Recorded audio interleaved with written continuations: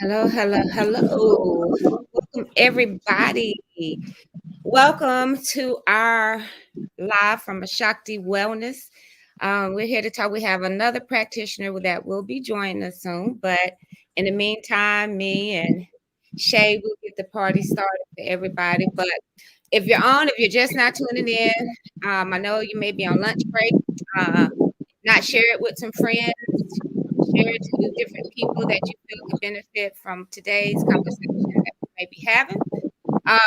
Welcome, welcome all of those that are coming in. Today's topic, this what we wanted to do was basically a little chat with everybody. Hey, love, and talking about trauma and a little bit how we approach it here at Ashakti Wellness and our approach to trauma. But just in general, it's a topic that is impacting many of us at this point in time. And many of us are not aware of that we're walking with traumas. So, welcome to this Facebook Live coming from Ashakti Wellness in Charlotte, North Carolina. So, today a couple of the practitioners just want to come in and talk about trauma and be able to answer any questions. And of course, Ashakti Wellness is about holistic health.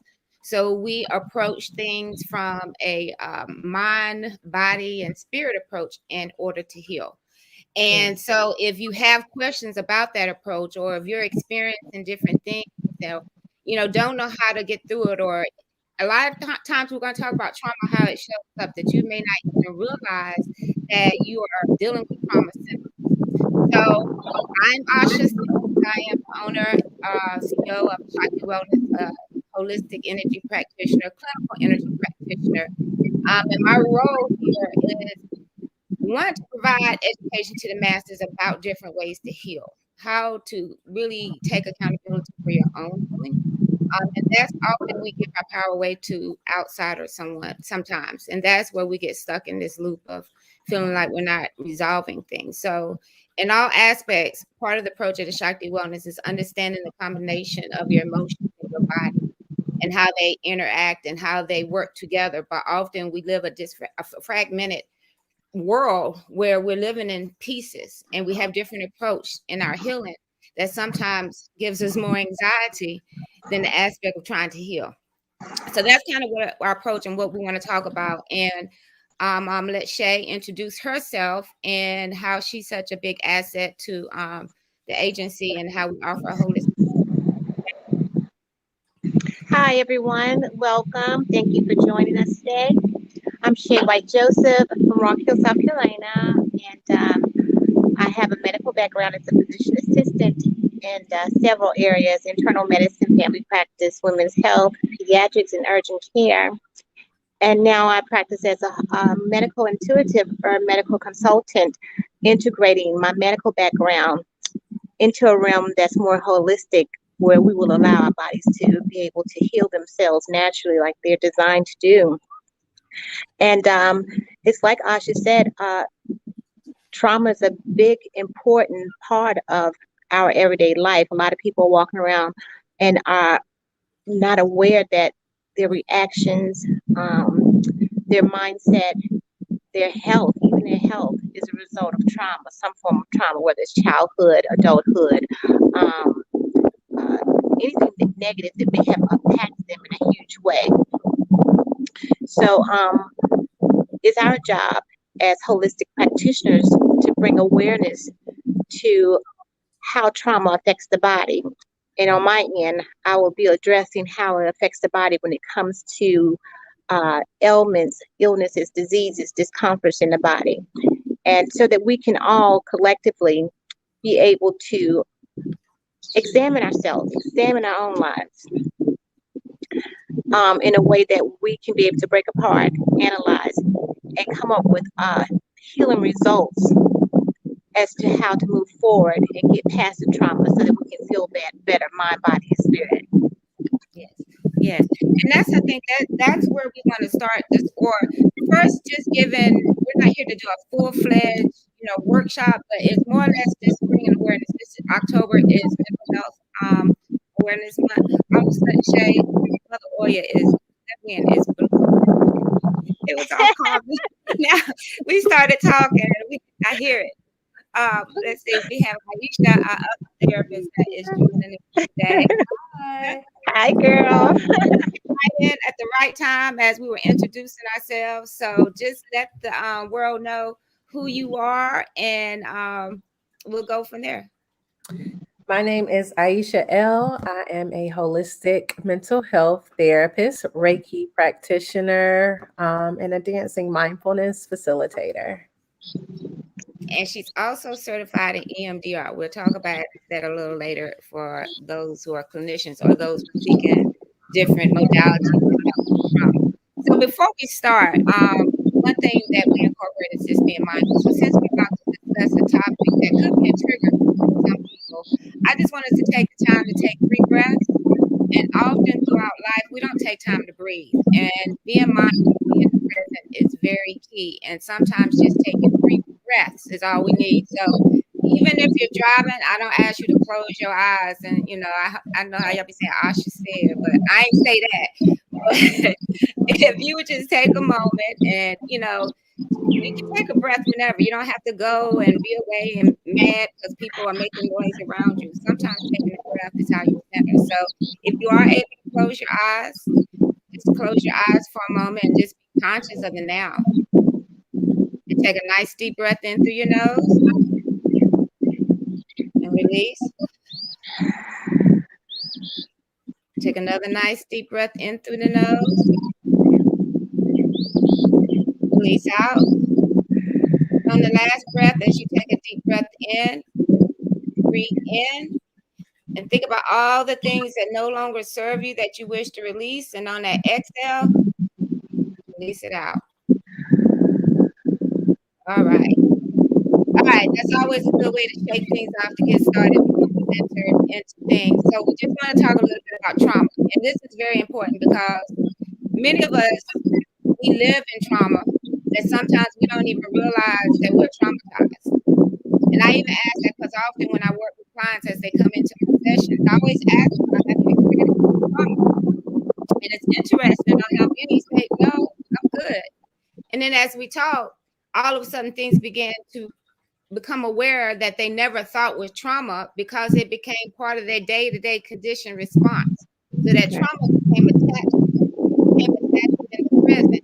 And sometimes we don't realize how if we don't release the trauma or acknowledge the trauma, it's hard to heal from it. And often with trauma is something that is we suppress it depending on your upbringing, depending on your culture. And sometimes it's not a point of worrying or dealing with that. You got to keep moving. And that's how we talk a little later about how trauma can.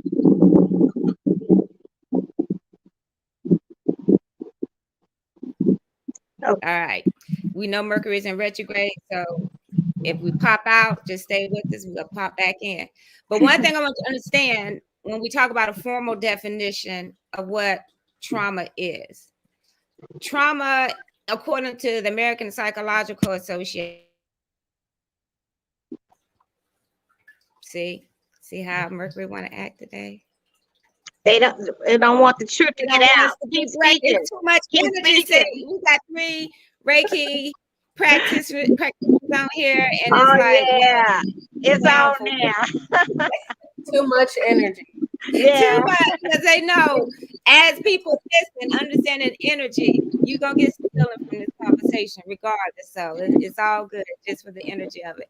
But and going from out in the clinical definitions of when we talk about what trauma is, according to the American Psychological Association, a trauma is an emotional response to a terrible event like an accident, rape, or natural disaster. All right. So understand when we say that trauma is an emotional response. So therefore, in understanding trauma, the only way to heal trauma is to deal with the emotions. If you're suppressing it, there's no way to heal. And then that's when it comes up into surface of physical ailments, because what is going to occur, that emotional response is going to find a way to deal with things. And And see, sometimes it begins to fight your body. That's where a lot of times autoimmune diseases come in. And it could be a suppression of trauma. Shay, if you I think you was wanting to comment on that. Yes, I'm sorry.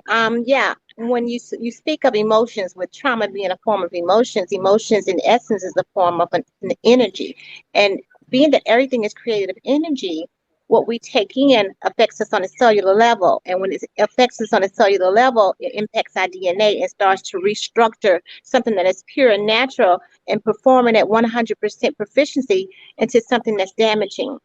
And once that cellular level is functioning and it attacks the central nervous system, being that it's in direct communication with the brain, takes that impulse, that emotional trauma impulse to the brain, restructuring the brain.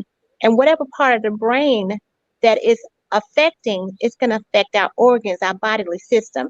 Therefore, we fall into the autoimmune disease. We fall into hypertension. We fall into skin issues, problems with your vision, chronic pain such as fibromyalgia. So it's important to be able to um, practice more mindfulness, being present and focused, not relying on emotions, and your current emotions, because all of us are dealing with some form of traumatic emotional injury in some form of another. It might be a little bit, you might categorize it as minimum, and some people fall in the category where it's huge for them.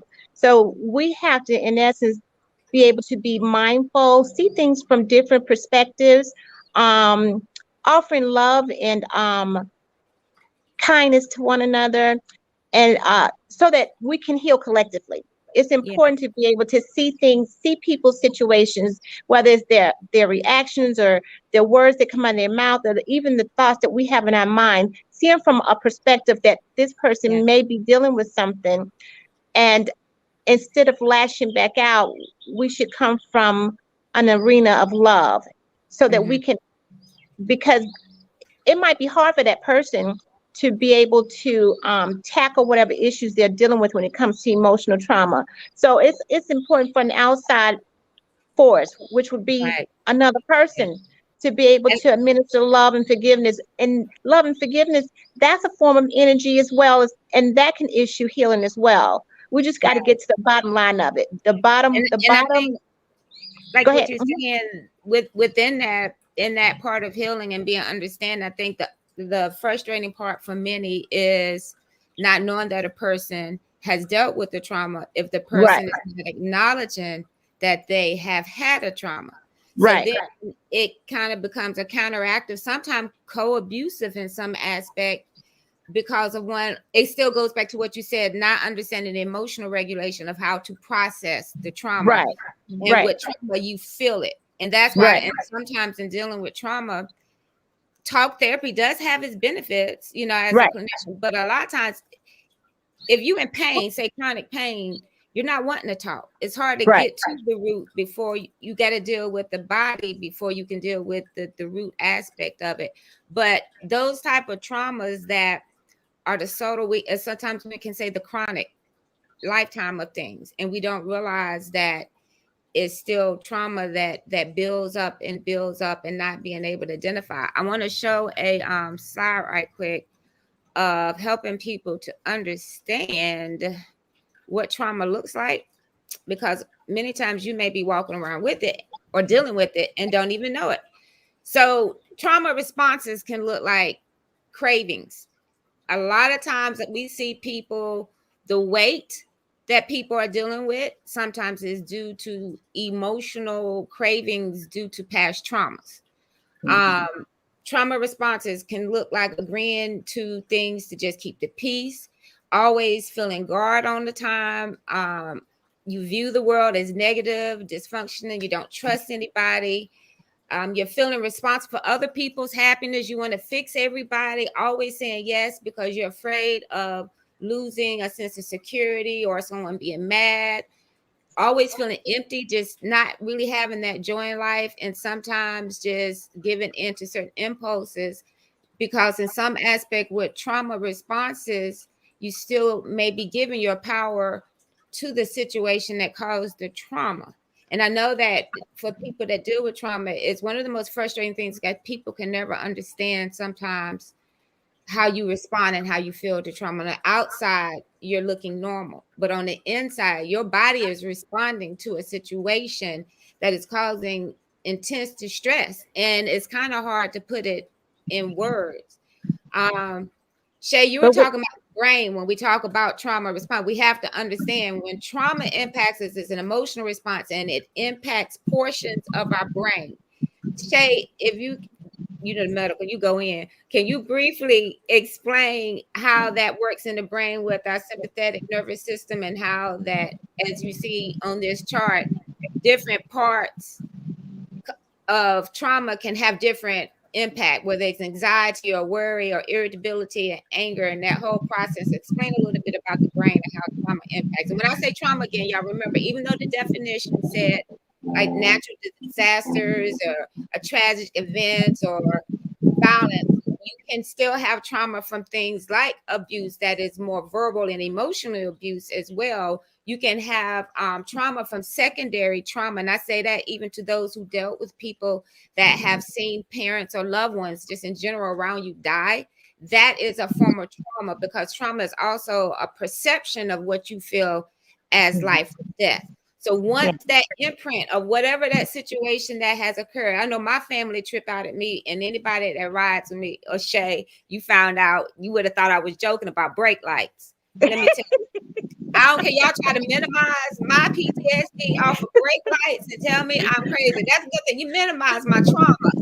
But brake lights shut me down. I would be on the highway, and if I see brake lights too close in front of me, or it could be 5 cars in front of me, I'm slowing down. That And makes I me think I feel was traumatized by her trauma. right, right. You want to put me out the car. But Like, it's can I that thing, it's pull over? real, because I laugh because it's been years and everybody get frustrated with me and want to say, get over that. It's been a long time. And it was just a minor car accident. And I always say, I don't want to feel this way. I don't want to feel like I'm seeing an accident happen all over again, all of a sudden my body. So what happens with that within the brain briefly, Shay? Well, I'm going to try to make it as simple as possible because there can be a lot of big terminologies that our audience won't be able to understand. So, and if there's anyone who don't understand, please feel free to just kind of cut me off and just ask questions as I go along. When we picture the brain, let's just picture it as a three-part section. We have our frontal cortex, is mainly our forehead, and then we had our midbrain directly in the middle of our head, and then we have our brainstem at the back, and that's connected to our central nervous system. Nervous system is composed of two important components: the parasympathetic and the sympathetic. The sympathetic is what you see up here: fight, flight, freeze, and fawn. How we respond to emotional trauma, how we respond to our emotions, whether it's anger, sadness, being frightened or scared, um, uh, happy, even just being in a state of bliss.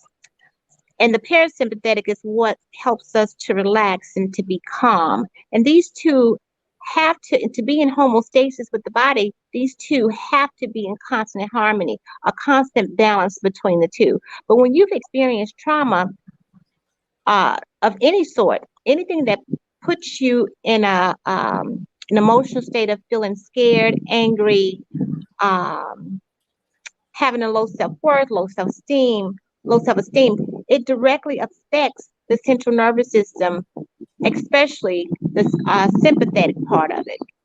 And what it does is that it immediately sends these chemical reactions, this energetic chemical reactions, straight up to the brain, and then it just kind of explodes.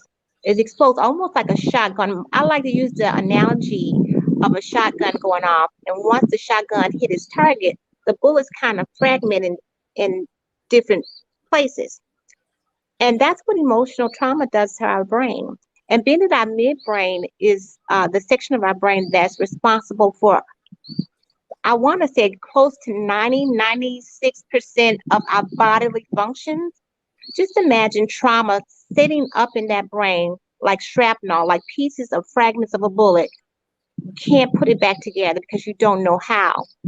That actually affects how our hormones are released in our body to cause our body to function properly or not.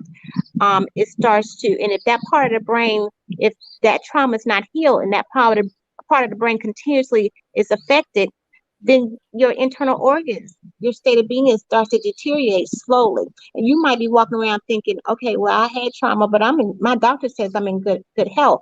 But what you're carrying within you is latent disease, latent illness, which means that it's not surfaced yet, but it's going to surface. And when it hits you, it'll hit you hard at some point or another in your life.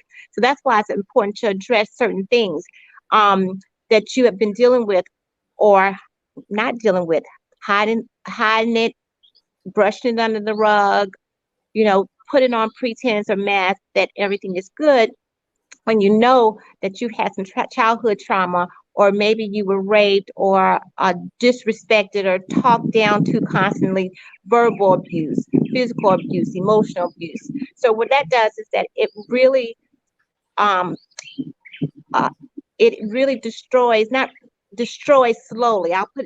Destroys the brain, that mid part of the brain slowly in those areas, because each side of our brain is responsible for different parts of our body. But when it sits up in the midbrain, and that's responsible for the majority of our bodily functions, just imagine this could be the reason you're struggling with chronic pain. This could be the reason you have hypertension. This could be the reason you have diabetes. This could be the reason you have cancer or any other life-threatening illnesses, because you're holding on to past trauma. Mhm. With me, when I tend to go back and think about things that have happened to me, and I'm wondering why, and if something comes up that reminds me of trauma that happened years ago, I immediately have the same response I did today that Mhm. I had 30 or 40 some years ago, because I hadn't dealt with that particular issue. Mhm. And I'm Mhm. only learning this now, and a lot of people don't know that. Your midbrain don't know the difference between something that happened 30 years ago and something that's happening now. Right. So when And you that's the thing continue, with trauma is the yeah, person feels it and they're frustrated because they're like, exactly. this happened a long time ago.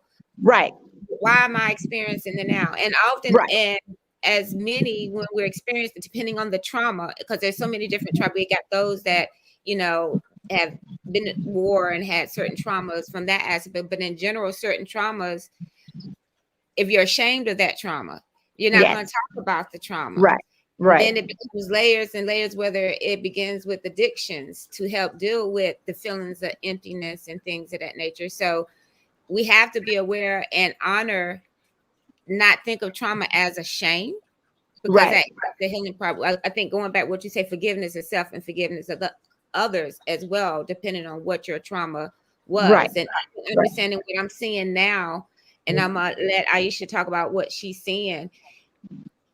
The whole thing with COVID is re-triggering many. It's causing trauma, but it's also re-triggering some past things that may not have been resolved and bringing things to the surface within families and family dynamics. But as a therapist now, it's really, even after any client has experienced a serious case of COVID or family members, I really find myself almost having to do trauma type therapy, because many have attached, or because of the circumstances with COVID, as a life threatening situation. So in that case, if that's something you fear that can kill you or is life threatening, it's an emotional response.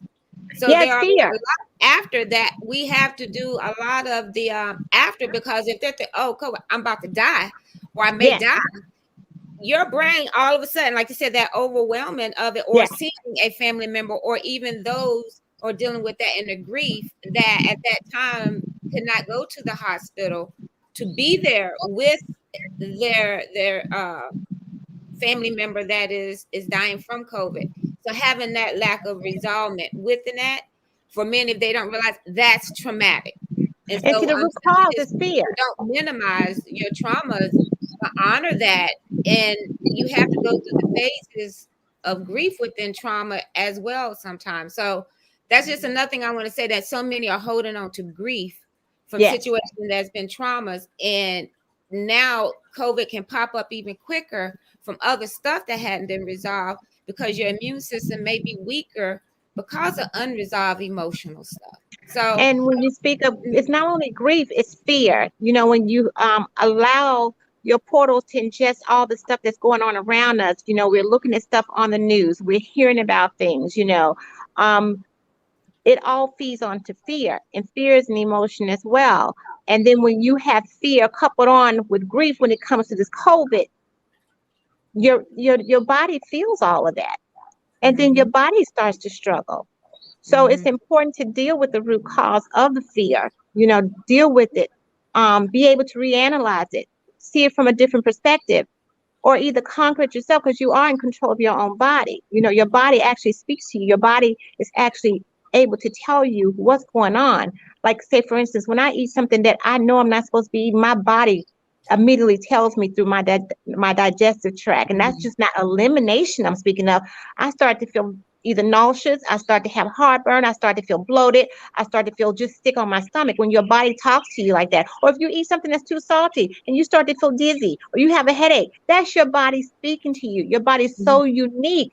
But in today's society, we're so used to having someone else um, tell us what we need for our body, and when our body actually speaks to us, you know, Right. and tells us what's going on, and we're quick to want to uh, be more open and willing to synthetic medication that's even trauma on the body, that has signals, that has energy, Or and if it's surgeries, synthetic, that's yeah, traumas and exactly, things. surgeries, you want to run to surgeries and get cut open, that's trauma on your body. You you that shouldn't be. um and I do mean, I don't want to undermine anyone who has gone under surgery for things that, you know, were life threatening, but I'm speaking of um issues such as gastric bypass, for an example.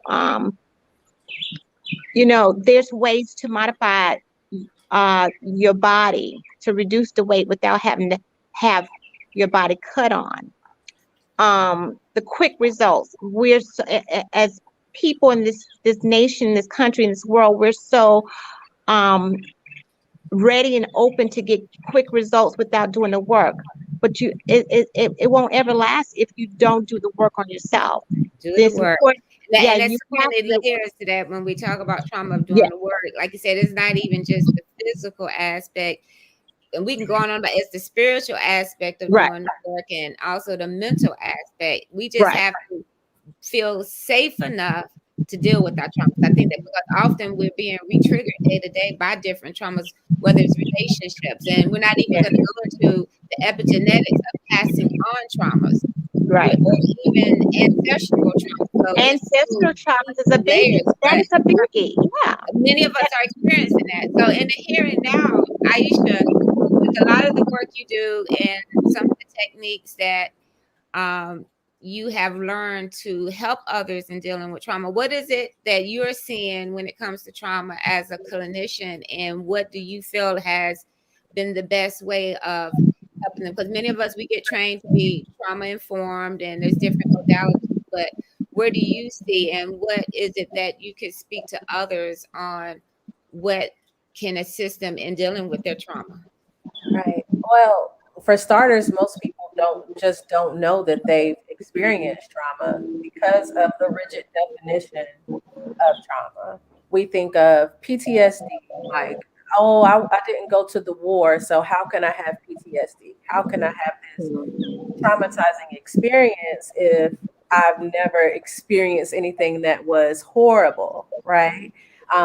But it doesn't have to be anything big. If you grew up living in the hood and you heard gunshots every night, like you probably have PTSD. Mm-hmm. That's trauma. But getting people to know what the real definition of trauma is and breaking down that word, or like with some people, they just don't want to use the word trauma because Right. Right. sometimes it's this stereotype. Oh, it's a mental health diagnosis. It's this, it's that. But really, it's just life. I don't know anybody walking this world who hasn't experienced some type of trauma. So just educating people on what trauma is and letting people, like creating a safe space for people to explore their trauma. Some people can explore it with just talk therapy. Some people need a little more than And there's so much stigma when it comes to or mental health, or seeing a therapist. It has gotten a bad rap. It has a demeaning connotation. It People automatically think, especially people of of our Black and Brown community, they tend to equate it to being crazy or having something really mentally wrong with you. But that's not it. That's far from the truth. That's far from the truth. The bottom line is what our topic is about today. Each and every one of us have experienced some form of trauma in one way or another that has affected us. And it's important to be able to reach out and be brave enough to say, that was me. And I might be, the way my life is now might be a result of what I've gone through. Um, and if there's anyone tuning in that was not aware that, the reason why their life is not working out the way they want to, the reason why they're not getting along with their peers or their coworkers, or the reason why they can't stay in a relationship or whatever, might be due to something that's going on with either the person that's being affected or the one who's actually going through it themselves. And they're like, okay, that's me. Maybe that's something I need to talk about. Some people just disassociate themselves from the trauma as to say that it never happened to them. And then with us speaking on it today, they can actually, maybe it's kind of peeling off the scab or digging up old wounds to say, oh, you know what? I did go through this. Maybe this happened. You know, talking words are very powerful. Being able to talk to someone who understands, even if it's not a therapist or a psychiatrist or a psychologist, being able to talk to someone and having a listening ear can bring about healing.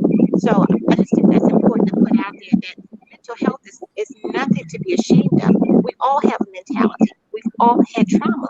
So it's important to be able to heal thyself through being able to face what happened to you or face the situation, and being able to reprocess it or coming up with a different perspective regarding it, so you can move forward in your life in health and healing when it comes to mind, body, and spirit. Yeah. And I've come to see that, and even, as holistic practitioners, we deal a lot with the body and the mind. I even want to say that we have to even look at the whole thing when we talk about mind, body, and spirit, of releasing that forgiveness and going beyond yourself to do the healing, or even more of understanding of the vessels that we are, and how we can heal ourselves, or take accountability of our healing. And one thing that when we say doing the work and doing the shadow work is not to minimize at some point in time that there may have been a trauma, but the shadow work that's that part that you want to keep hidden. You don't want to acknowledge that it took place. That still sits there on your shoulder. And Right. that shadow, that pink elephant, however you want to say it, is what eventually can manifest into other illnesses. So it's Right. so very important that we honor the emotions, we honor the experiences, so that we can release our attachment. Because when we're talking about energetic cords, if it's an Mm-hmm. emotional response to a situation or imprint that we got at whatever situation that gave us that DNA imprint of this situation. When this happened, feel this way. It is a cord attached to that place, that person, thing, whatever it is that trauma occurred. So if we continue to react in it, we're still giving power to the source of trauma. So energetically, there are things that we have to honor within ourselves, of releasing the trauma cord, to go within, to honor that you need to be healed is the first thing of not, and healing. And when I say this, healing is daily, because a lot of things we've experienced Right. can be traumatic. So it's never saying, Right. we can't set ourselves up for failure to say Right. this is what healing looks like, because as long as Right. we're still these physical beings with spirit flowing through us, day to day is going to be healing and new awareness and new situations. So Right. it's a Mm-hmm. thing of honoring it so that it can come to surface, because on a spiritual level, if not, it's coming up. You Yeah. can do it the easy way, or you could do it the hard way. Right. And we're seeing now a lot of things are not just these earthquakes, it's not just these volcanoes. It is you as a human being that many are feeling like you're erupting. Yeah. Things are coming to the surface, whether you see it as Yeah. falling apart or falling together, a shift or a change. You may even be dealing with more physical symptoms than before. Pain may be more intense, certain physical responses, because it's a shift, it's awakening. And yes, when you're in pain, for those who deal with chronic pain, it's kind of hard to process some of this, and that's just trauma in itself. But it's still getting to the root to understand the power that you have to control it, to release it. It's seeing Right. things as a flowing vessel and not holding on to the pain, not holding on to the trauma. And that is why what we do at Ashakti Wellness is to help you process your pain in the whatever way that you feel you need to. So if it is talk therapy, talk to someone that you feel safe with. If it is movement, if it's yoga, if it's energy work to help get unblocked, sacred healing ceremonies, plant medicine. There's a whole nother topic of discussion of how certain plant medicines are able to heal what Shay was just talking about, those synapses, those disconnects of the brain that happen when you want to know how can we repair it. There are certain things that can begin to repair those aspects of your brain to help release that emotional response to the trauma. Mm-hmm. So this was, if anybody has any questions, I don't know if anybody's out there still listening to us, we're just talking to ourselves, but if someone had questions, this is a good time if y'all want to ask us anything about what it looks like, what it feels like, what should you do, what you should not do, on working with trauma. Or even those, I would say now, those people that work in the hospitals, that the first responders to, trust me, secondary trauma, police officers, Mm-hmm. secondary trauma, firemen, secondary trauma. When you see things that impact and in those jobs, what do you have to do in order to do that job effectively? Yeah. Tune it out in order to keep moving, and you can become emotionally blunted, emotionally disconnected, which can then carry over into relationship. Your partner may say, "You don't have any feelings. You don't get me. You don't understand what I'm feeling." They're seeing death daily. They can't connect back with the emotions that make them ineffective in their job. But does that family member understand? Now, all they see now is rejection and a lack of connection where they need to feel safe and secure. So it's just Mm-hmm. another way of how trauma can impact and affect in so many different dynamics besides this physical or emotional relationships. And that's what secondary trauma can do. Dealing with a parent or someone that has a chronic illness or cancer and dying in front of you, and you can't do anything.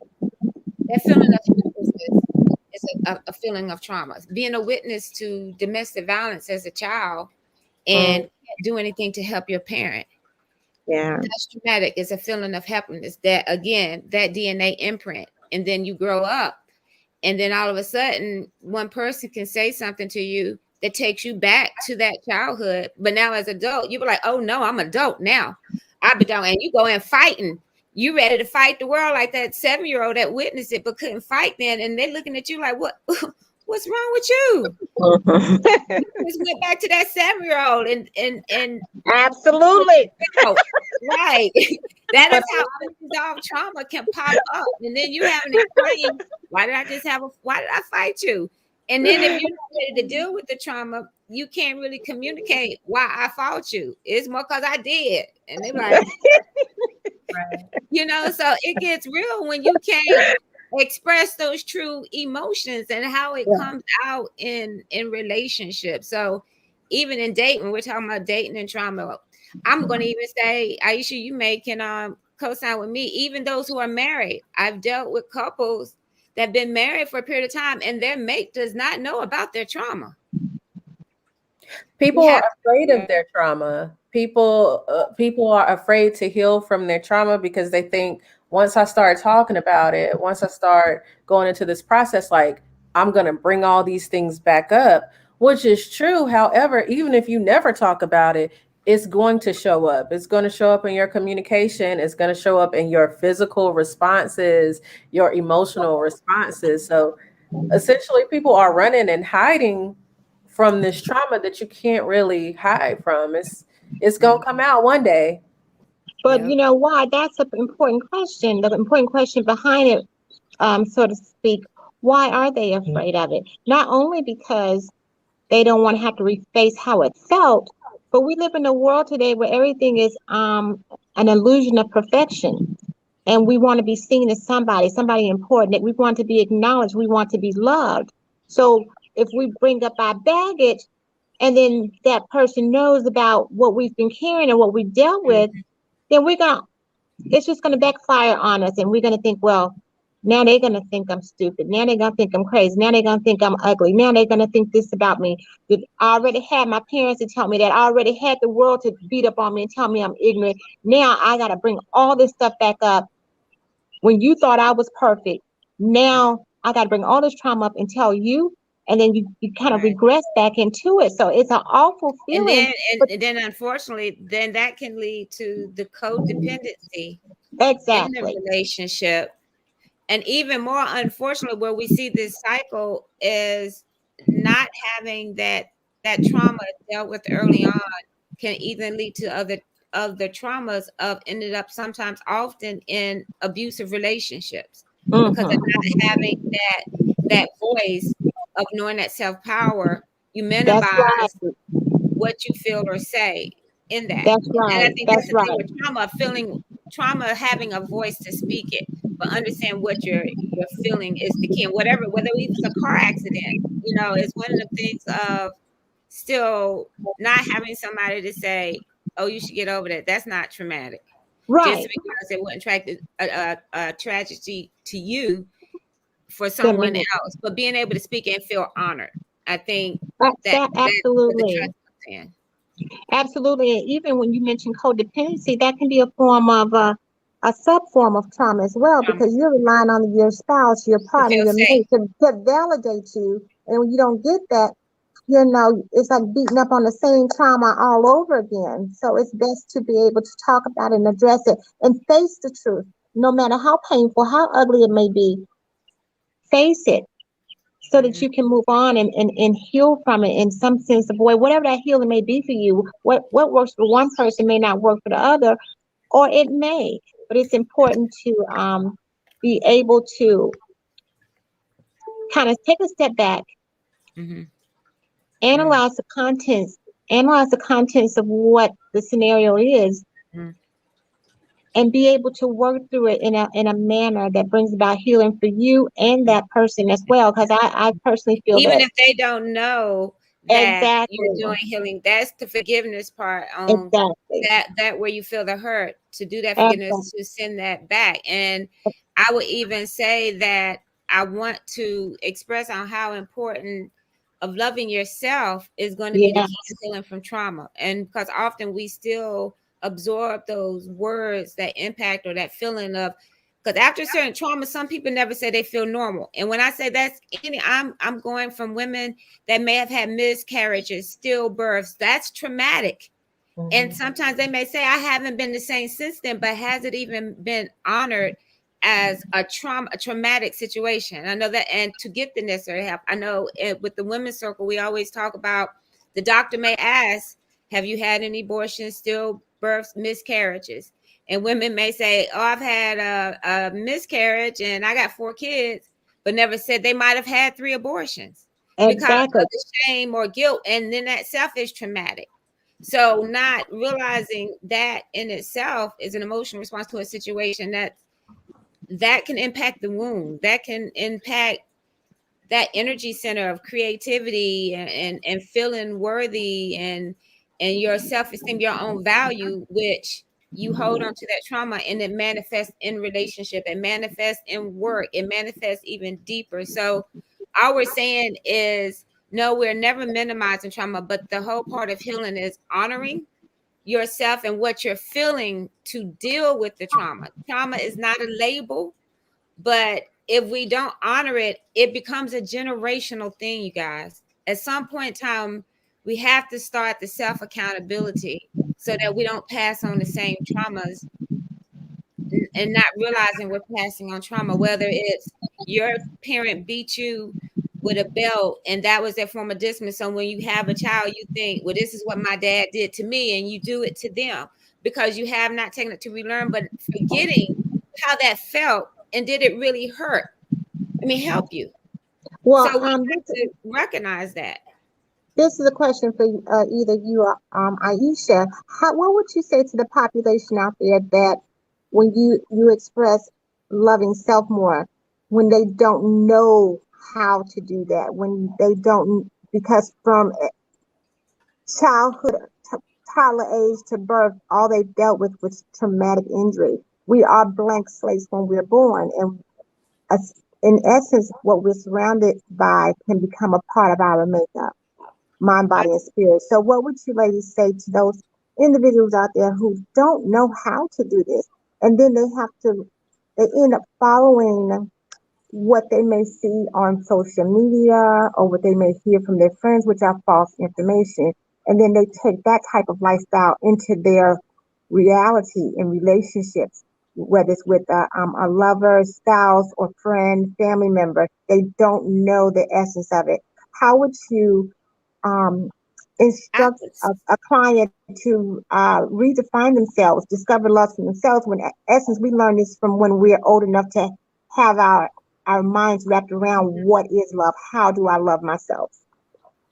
I would say first is recognizing that that is your truth, taking the mask off and still trying to act to say. And in a healing process and healing journey, coming from a spiritual laws of attraction, however you want to say it, when you're ready to heal and say and humble yourself and say, I'm ready to heal, but I don't know how, Mm-hmm. the healers will come, they will be in your path. You automatically divinely will connect.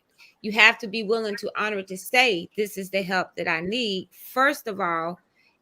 And you may say, I don't know how to love myself, but I need help with this. And I'm willing to, and that then that trust of finding someone that you can actually be vulnerable to say, I don't love myself. So therefore, I would say that is when the journey of finding a therapist, and even finding a therapist, you have Psychology Today sites, you have Black Girls Therapy.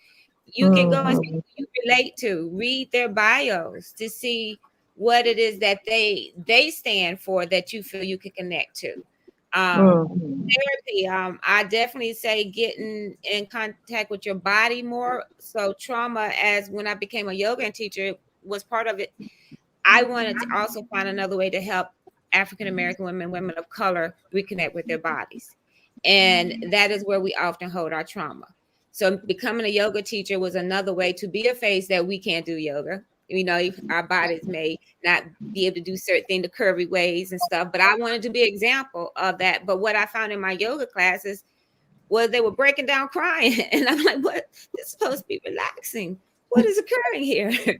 But they felt safe because of the atmosphere. They were releasing trauma because we hold trauma in our joints, our shoulders, our hips, our knees, our ankles. That's where most trauma gets stuck. So more movement and all of that helps to release. So that's why when we talk about trauma, we understand. And as you come from your perspective in the medical field, we have to find different ways of dealing with trauma. So the therapy aspect, the movement, the yoga.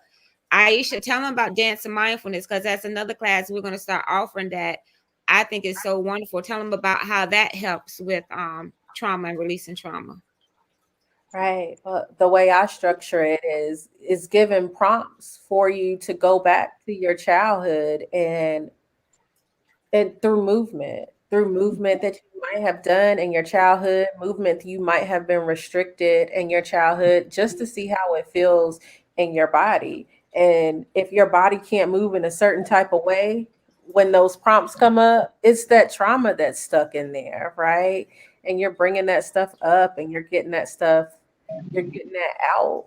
And it leads to oh wow, okay, this is affecting me. Let me process this more. And like Shay was asking about, like, what can people do when they're like, oh, I don't even know how to love myself. One, take away those stereotypes, and what media tells you, like, you should have known this before you got in your 30s, or like, you're 50 now, you should have gotten this when you were a child. If you ain't get it, you ain't get it. It's Right. okay. Like, there is It's never too okay. late to connect back into it. And learning Absolutely. to love self, it looks like learning to love your body. So that looks like yoga. That looks like being able Mhm. to connect in a dance class. Yes. And, Releasing the perceptions of the world and like you said, going inward to what feels good and what heals you without an age, absolutely. without a gender, without, all of that. And I think it goes back to your true authentic self, but that's scary for many people. In order to, if we've had the mask of hiding traumas for so long, you might have forgotten who you are. And so you're scared to really Absolutely. go to anybody. And when you lead or deal with the after effect of trauma, it is that process where I say having that therapist to help you reconnect with that person that you lost at that point in time of the trauma. And I think that's how I approach. We do chakra therapy, where we go to find out where that trauma occurred, what energy developmental center was occurring at that time that is still impacting you now. Like the root chakra, if something happened to you from birth to age 6 or 7, that sense of trust and having a safety in the world, you're gonna grow up and then feeling like you don't trust anybody and never know why you don't trust anybody. And it can start from a traumatic event that happened then. Or for like clients that come with anxiety, remember anxiety at age 5? Yeah, yeah, That could have been some trauma from the womb.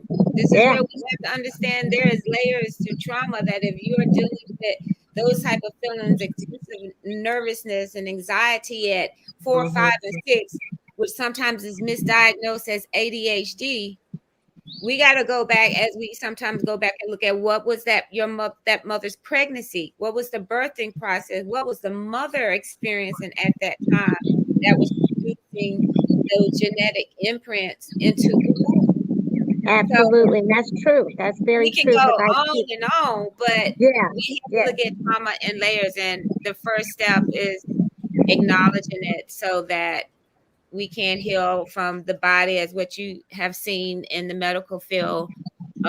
When you really talk to clients, you see they're suppressing some emotional things. I think, like Aisha, when we really get to our clients, we were like, oh, we see where that first imprint, but they don't see it. Now, as therapists, we can't technically tell them that's it right there, because that misses the whole point of them really seeing it. But from the outside, you're like, oh, they so close. If they could just connect the dots and see, but that's the whole process of helping the dots to connect. And it's not always easy. It's not always easy of reconnecting the body with the mind after dealing with chronic pain. And I have to speak on that for people that deal with chronic pain, because you disconnect from the body in order to deal with the pain.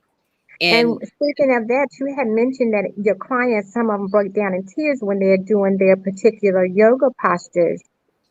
These could be these may be very well the clients that are dealing with chronic pain or some type of emotional trauma. And with certain body movements, depending on what part of that midbrain is affected, and you do that body movement, you're actually breaking away the toxins and you're bringing about healing to that particular type of that particular part of the body or that emotional turmoil that they might be going through. So it's released through pain. I'm sorry, it's released through crying or tears or some type of emotion that brings about joy. So yoga is very important. Dancing is very important when it comes to healing, and people don't realize that. Music, listening to music, that's important. Uplifting music, that is. I That's think with important. this question that was posted, how can you identify trauma triggers instead of just thinking it's frustrations or having a bad day? Woo, because that's a biggie, not realizing that you've been triggered and you just think everybody out to get you in the world. And it's that moment of going through healing that you realize, oh, it was me. It was how I was responding to things. Yeah, So you that's a think good the whole world is out to question. get you. But that Yeah, that is a good question. But identifying, I would say one things of the body, yoga, because in yoga you connect with your body, and your body can talk to you when it's off, and how you feel where you're tense at. That's really what trauma is. First thing is recognize how you tense up. As Shay can say, riding with me, honey, I was over there on the passenger side with my own brake. I had my And own I was brake 10, on that 10 side of miles per the car. hour. 10 miles per hour. I had my own brake, and when I got out the car, I was tense. I was tight. Do you hear me? You weren't braking quick enough. But really, but recognizing the body. But even from that, now I laugh, but I have to sit there and just okay, relax. And I realize the whole right side of me is tense because I'm trying to break. So that mind body work is very key on and working through traumas. Yeah. Even because you have to understand how you respond to the emotional trigger, because that's what the memory is. Your body has muscle memory of how to respond when that incident occurs. So it automatically does that, which can sometimes cause more injury to your body. And that's why hypnosis is good for some of those to help deal with trauma, to reconnect. I used to tell them, I mean, you do EMDR, which is a evidence-based technique to help people process trauma. Tell them a little bit about what EMDR does to help decrease the triggers to trauma. Right. So it doesn't take the trigger away or the traumatic event away, but it helps you reprocess that event and store it in your brain where it's not as what it helps you desensitize to it. So where it may have thrown you off for a whole day and it caused you to like deregulate, when you go through the EMDR process, it helps you to restore that same exact memory, but you don't have this huge response to it. And that's our goal. A lot of people are scared of trauma therapy because They don't want to feel it all right, over again. and Right. Yeah. we know we can't make that event go away. Like we can't go back into the past and Mm-hmm. make it like erase that. It's still going to be there, but the goal is to make it not take us out of ourselves. So Mm-hmm. I'm We want thinking about what you just said, that you explained that technique. And for example, for myself, I like to do extracurricular activities like hiking or listening to soothing music or do mindful walking, breath work. What is it essential to say that when you're doing this technique that you use those type of modalities, movement, listening to pleasant sounds, just enhancing the senses in a more positive way in order for the client to feel the emotion initially that they felt when the trauma happened, but actually add something in that's more pleasurable while they're still thinking, experiencing that body Replacing it. sensation, You're so that replacing when the they imprint. Yes, you're exactly replacing imprinting the something imprint. different. Okay, Mhm. yeah, okay, all And right. that's why there's certain modalities. Like Johnny Moses is a practitioner here in Charlotte, North Carolina, and he does a lot of the body work and even understanding of how you not being able to lift your arm a certain length could come from a traumatic event that happened when you was 13, that's locked in that emotion, and that learning Mhm. to release it gave the flexibility back. So that's why often, as we know, when people are dealing with issue, we ask, is it the left side, is the right side? You know, is it something with your feminine energy or the masculine energy? Is it dealing with flexibility? It's, you know, we have to even look at how the body is talking to even understand to express. So often for a lot of clients that have trauma, they don't know the emotional words to use. So I will go to, what is the body feeling? What is your ankle feeling? What is your knee feeling? And if the knee say it's stiff, if the ankle feel like it feels weak, if the stomach feel Mhm. like it's such and such, then I repeat it back. And often what your body said is really what you're feeling. So again, mind body connection is going to be key, because that's when you realize, or you realize, oh, when I think of this, I tighten up. Oh, I didn't even know I was Yeah, tight. and That's where also you start that release in the that's body. And that's how you start to love the body, but by paying attention to it, not being mad at it, not being yeah, angry, causes you to tighten up or go in protection mode. For those who traumas, that tightness is your subconscious body of saying I'm protected. So when I've done work with clients and have them go into mountain pose and stand up straight, they bust out crying because they yeah. feel vulnerable. So Yeah. yes, making that connection with the mind and body is going to be key. And if it's something that's occurring that you feel you always get triggered at, and I would say the shadow work comes in. That one thing people say about you all the time that pisses you off when they say it and you want to fight them, that's the shadow work. And Yeah. that's the Yeah. part when people, and if they say, why they keep saying I act like that and I don't act like that, I've been hearing that forever. That's, that's the shadow work to go back and address that is something you're trying to cover up that sometimes can manifest into something else.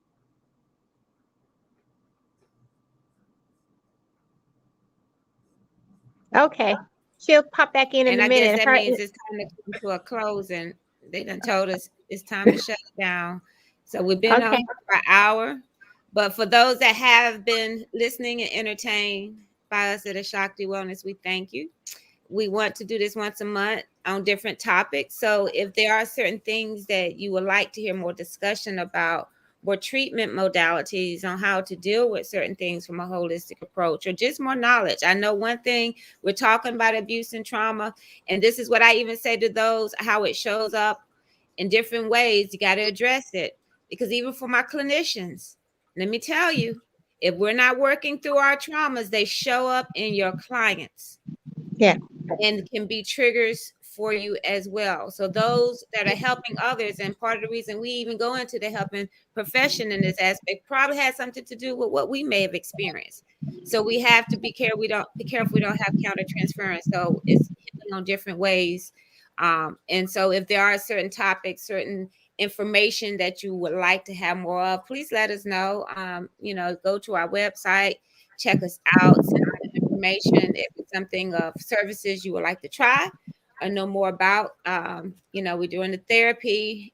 Shay here does holistic health consultations and can help assist you in what's going on and give you a holistic approach. Aisha does the dance of mindfulness class and is a trauma therapist as well, working with adolescents and couples as well. So we thank you all and hope to see you next month. Next week, I do have a webinar. If you go to my website, where I'll be presenting more on the topics of what is holistic health and what does that look like, and how to address different imbalances we're having from a holistic approach.